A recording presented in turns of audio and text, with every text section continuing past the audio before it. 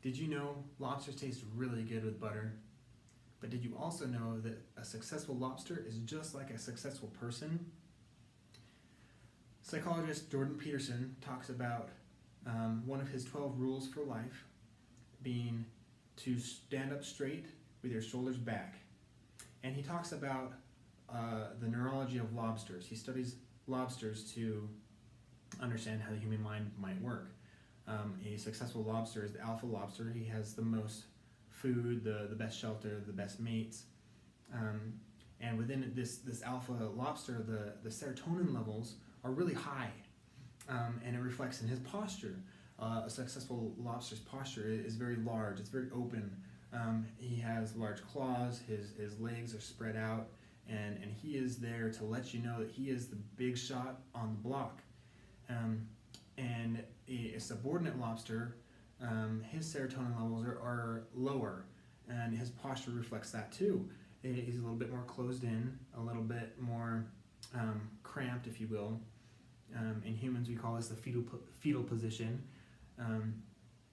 and it shows defeat.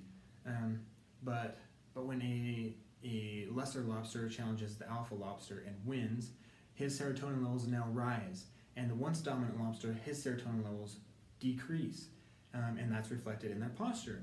So as humans, we can learn from this. We can change our posture. We can act as if we're successful people by changing our posture. As we open up, adopt a more dominant, more victorious stance, if you will, then our body will regulate that with serotonin levels. They will increase. If we hunch over and walk around with our heads bowed all the time, it will reflect in our serotonin levels. We'll become more depressed. It's a principle of success, because as we act as if we are successful and victorious, our posture changes.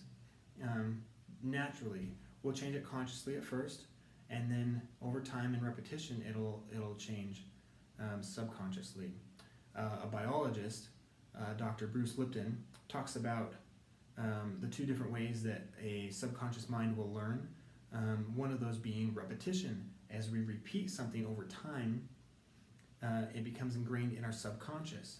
And as we practice and adopt the habits and attitudes of successful people, then we will subconsciously start to become more like the successful people. So the real question isn't how do I become successful, it is what does success look like for me? And if you can answer that question, then you are well on your way to becoming a successful person. So, what is it? What does success look like for you?